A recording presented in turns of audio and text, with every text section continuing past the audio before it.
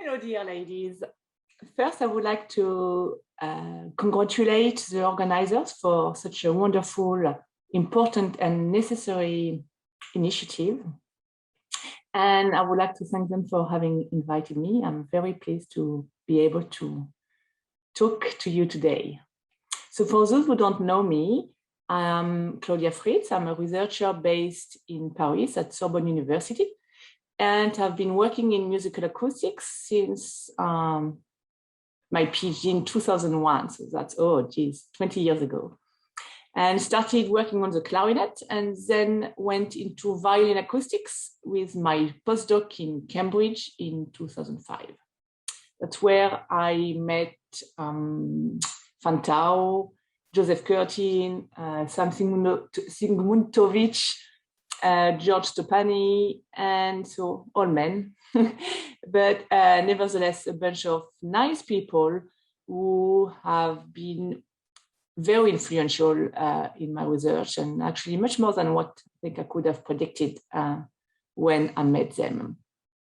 Because in fact, I'm not a researcher in an ivory tower. You know, I like interacting with people, and so working closely in collaboration with makers and players is what is thrilling for me. You know, that's what makes my job fun and fascinating. And so I would like to thank all the makers and players who have taken part in my different tests and who have taken part in the different projects and always been very supportive. So let me now talk about ASIM, which is a yearly European training school in acoustics for string instrument makers that have started running a few years ago. It doesn't work. Okay, so this is the context. So you probably know, at least some of you know, the violin acoustics workshop organized within the VSA by Fantao and Joseph Curtin. And it has been run actually since 2001, so 20 years ago as well, every June in Oberlin in Ohio. It brings together violin makers and researchers for a week of hands-on projects, talks, and demonstrations. And participants are coming from across the world, though a vast majority is from the US. And have been a faculty member since 2010. And it's always one of the highlights of my year, I have to say. It's so much fun. This is a picture taken in 2014. And as you can see, not so many women. There is Sarah Gray here and me with my second child. So I have to say that from 2010 to 2017, basically I was either pregnant or with a baby, or almost.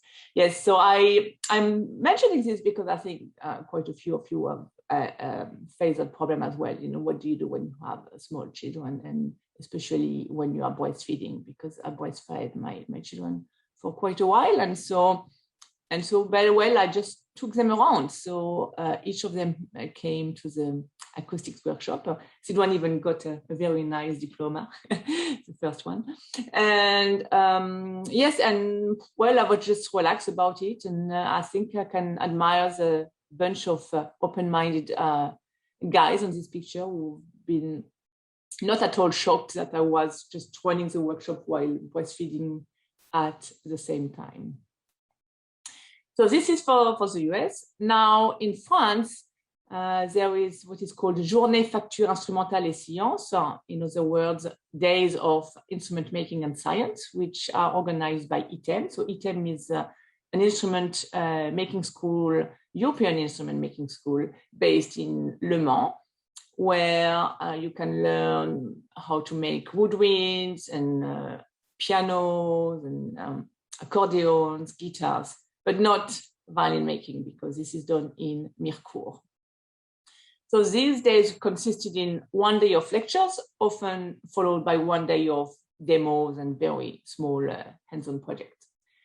This was in French, so mostly French participants, and I took part since 2009, not necessarily every year, but quite often. And when they are, I think, with my little one as well. And so basically, there was something in the US, but a bit too far from for European people, and there was this thing in France, but a bit too French, I would say. So I decided to contact about 20 makers across Europe, Belgium, Italy, Slovenia, Romania, Spain, France, UK, Germany, Austria, whom I have met through various events, so like either through scientific conferences or through violin making events. And so I organized a meeting to discuss what was happening and available in the different countries in Europe. And we ended up concluding that a European training school at a scale similar to the Oberlin workshop was really needed. So what are the needs? I think with the pressure of more and more international competition from the best factory-made and low-cost handmade instruments, the success of violin makers nowadays depends, and not just violin makers, but instrument makers in general, depends on understanding what potential clients want, what is good or bad, and avoiding poor decisions at any stage during making. Acoustics is useful in the quest to understand how instruments work as sound radiating machines. Indeed, knowledge about vibration and sound radiation will provide you information about what is most important and what a particular change can be expected to do to the sound and the playing field. No two pieces of wood are identical, and so, as you know very well, luthiers need to adjust their geometry as work progresses to make use of the materials to best advantage. And so acoustic measurements can be very helpful for such adaptive making. And finally, and last but not least, it is important to learn about human hearing and sound quality evaluation in practice. And it is extremely informative to take part in controlled blind listening experiments, though for those who have taken part, it's often frustrating and humbling. And I have to say, I was always a bit surprised that a group of makers, when they meet, at least it has changed recently, but when I started in the field like 15 years ago, and they will meet and discuss stylistic details, history of faithful shapes or the varnish, but not often talk about, the sound and what client wants. I have to say that it's changing because now I see more and more makers actually trying each other's instruments and talking about the sound and what do they feel and how do they play it, and so it is changing. So this is how ASIM, Acoustics for String Instrument Makers, was born. So it's a European training school, which is about 4 or 5 days long. And what is really important for me is that it's traveling across Europe to increase the possibility of exposure for both students and professionals at an affordable cost. And so I really wanted to be, hosted in different places across Europe. And so it is actually hosted and logistically organized by an instrument making school for free, in exchange of a free participation for about 5 of their students. This is important for me, though of course it's more challenging because you basically always start in terms of logistics, at least from scratch every year. So it's more time consuming, but I think it's worth it because we definitely don't have the same audience every year. We definitely have more people coming from the country where the workshop is hosted So what I mean is, like, if it's hosted in Germany, we will have more German and Austrian people than when it was hosted in Belgium. In terms of the scientific organization, I'm in charge of it, along with George Topani, who is violin maker in Manchester, and a bit of help from Colin Goff, who is emeritus professor in Birmingham. And then somebody from ITEM. So at the beginning, it was Marthe Curtit, but now she has resigned, and it's now Romain Viala. And then it's financially administrated by ITEM because, they have all the possibilities and, the staff to actually do this. Well, I really don't want to hear about money. So now that I've presented how it globally works, I can give you the flavor of it with some illustration from the 3 first training schools. So the first one took place at ITEM because I mean, being French, of course, I wanted the first one to be in France, and Marthe Curtit from ITEM was really enthusiastic to work on it with me. As you can see, I was pregnant, and we got financial support from a cost action called Wood Music. So that was really good because participants didn't have to pay it. So that was really nice because we felt less pressure. We could organize it, and even if it was not as amazing as it could have been, because participants didn't pay anything, at least they wouldn't be too cross at us. As you can see, we had lectures, listening tests. That time we dealt with one maker being a good player, Nais here, so who did all the playing for us, but then she couldn't take the listening test herself, so that was a bit annoying for her. And we had like some projects to learn a bit the basics of acoustics. And so at the end of that training school, I asked who would like to organize it the next year. And Gerten Verbergmans, who is a teacher at the Ghent making school, said, yes, I'm up for it. And so he organized the second ASIM in 2008 with the help of his PhD student Tim During. And I mean, the program was a bit similar, like listening tests and small projects and lectures. But yeah, we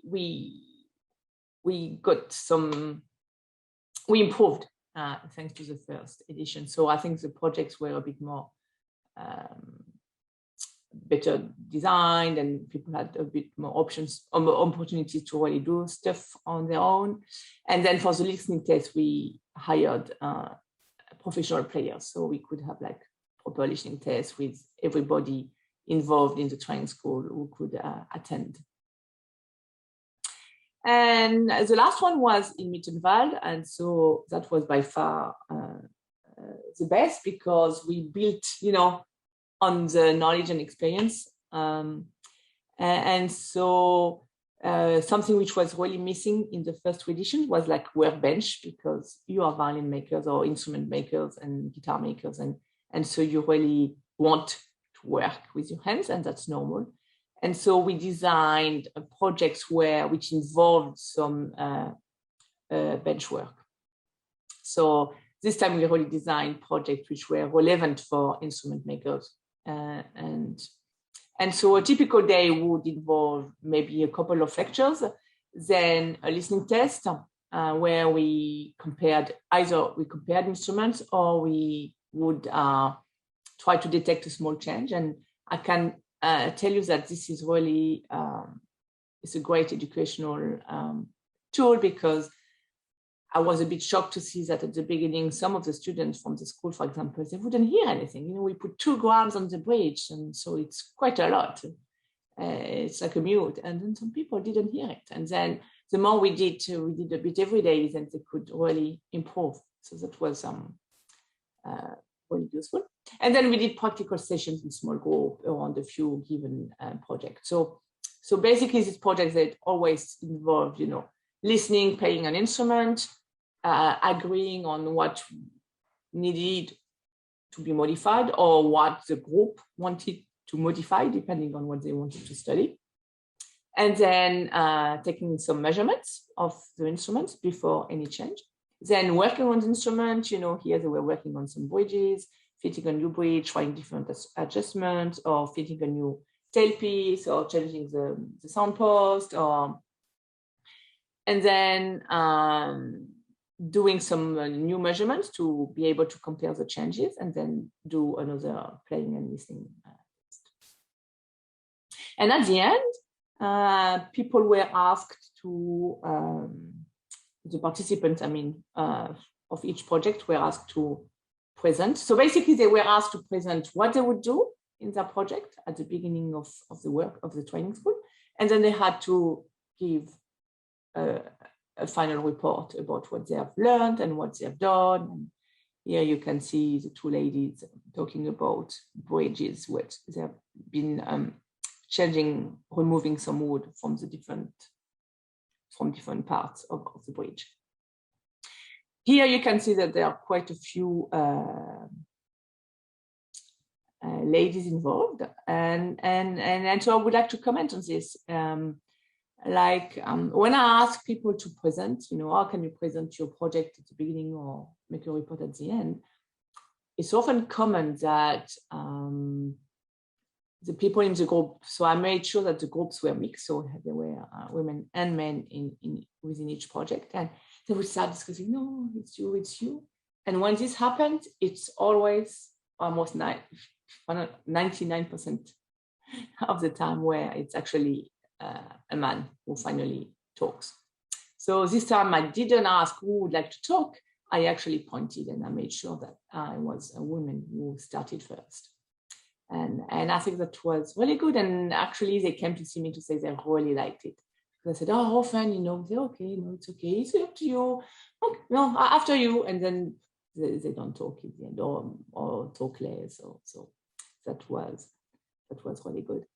I have to say I'm very sensitive to this question because I'm basically like you, growing in an environment which is male dominant. I'm in a faculty of engineering, working in acoustics and mechanics. So there are not so many women around, and so it's a very male-dominated field, and so I'm quite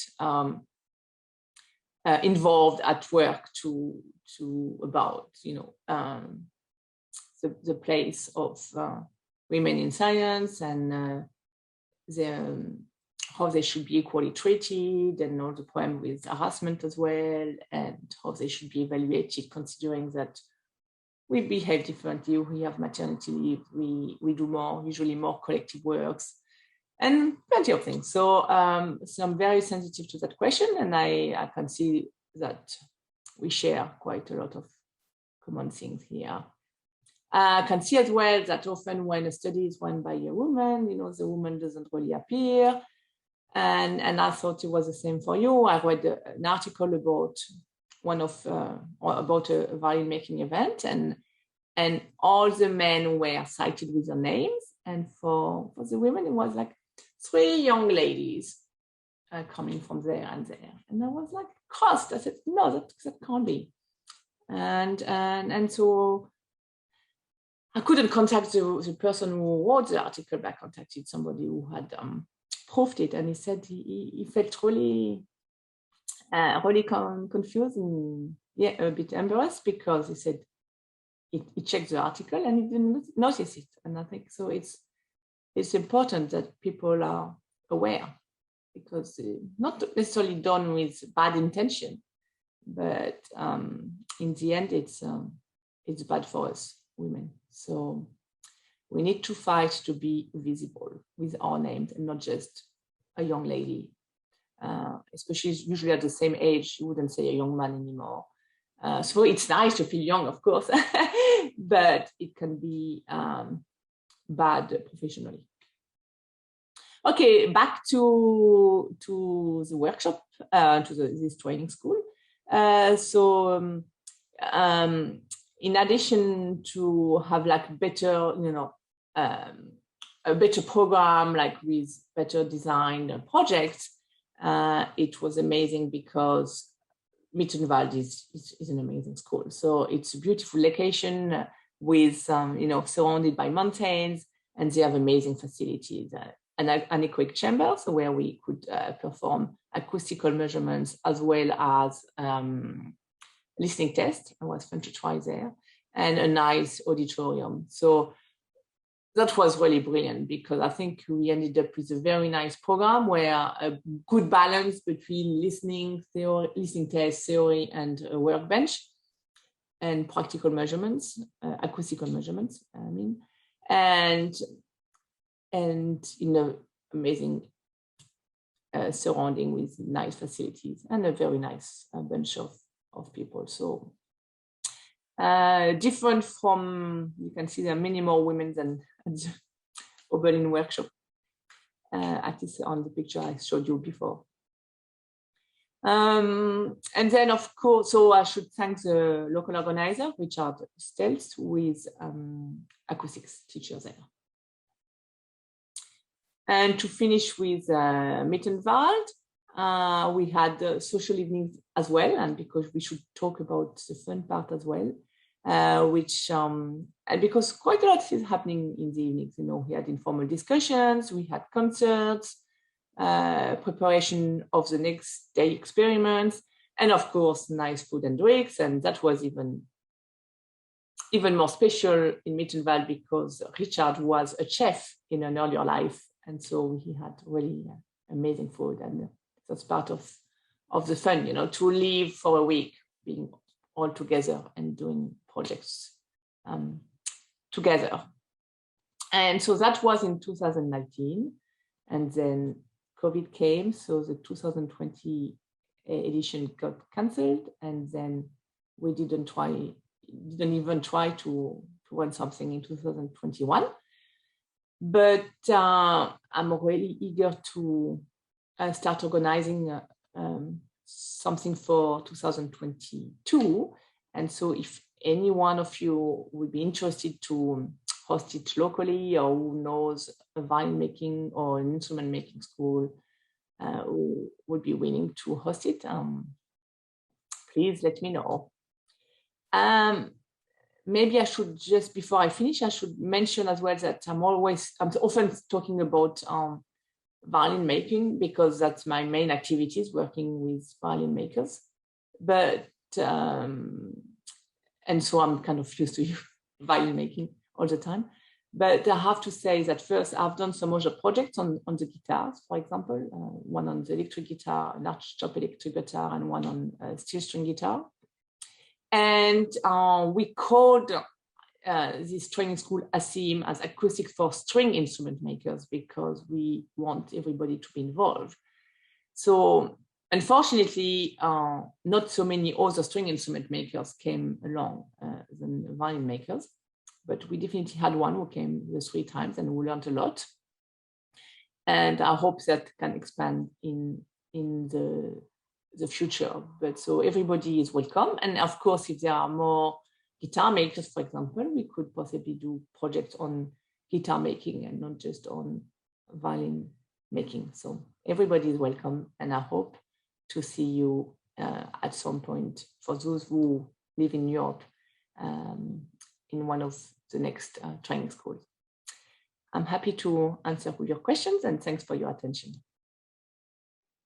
All right. So that was really great. And I think we're getting Claudia on right now. So if you have any questions, just get them ready. Hi. Hello. How are you doing today? I'm fine, thanks. Very good. Just coming back from the beach. All right. So we have a question for you. And is it possible to follow the training when you're not attending a school? Yeah. So when I was able to follow all the questions or the comments throughout the video, and I realized that I forgot to say something important, is how to actually take part if people are interested. So basically, if you are interested for the next one, I can't tell you where it's going to happen, but just send me an email and then I'll keep you updated. So I haven't set up a proper website for it right now. So it's more like basically when it is kind of organized and ready to be launched, I just send it to my 400, 500 contacts across the world. You don't need to be in a violin or instrument making school, and you don't need any background in acoustics, because we can provide the training during that training school. Okay. Something we might want to try just to see if we can improve the connection a little bit is sometimes turning off the video helps. I'm very sorry, but it's just something that might be helpful to see if we can get it to work.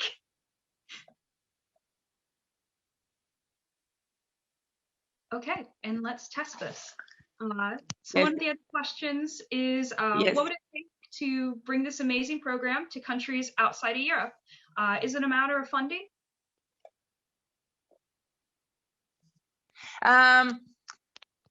Well, I mean, for the moment, I'm running it without funding. So to keep the cost, to keep the registration as low as possible so people can participate, we basically need to find places which is not too far. So we can, I can have like a very cheap flight, and so we organize everything very early. So we book cheap flights and cheap accommodations, and we ask like very minimal salary basically for the week. And so we can keep the cost down. Now, I have been invited to run this workshop in China. And so maybe I will go to China, because in this case, they said they will pay for everything and they will take, be in charge of this. Now, I don't know if some people would like us to come and to help organize it in different countries and have some funding. Yes, I'm up for it, So, but the idea was like first European, because I feel European and I want to keep the cost down. And so, yeah. Okay, that makes sense. With the instruments for the workshop, are people bringing their own instruments to the workshop to adjust and learn about sound? Yes, yes, mainly. So that's why we always end up with more like guitars and violins than like cellos, just because it's easier to take on a plane than a cello. But yeah. When people can drive, then they will bring cellos. So we often have one or two. Okay, very cool. So it looks like we are about to run out of time. Do you have like any closing statements or anything you want to share? The audio is working better now, and so you can say anything you'd like. Well, I mean, yeah, just drop me a line if you're interested in taking part, and if you are interested in hosting the event somewhere in Europe as a state to collaborate with you on this. Okay. Thank you so much for coming on and sharing all this with us. This was very exciting.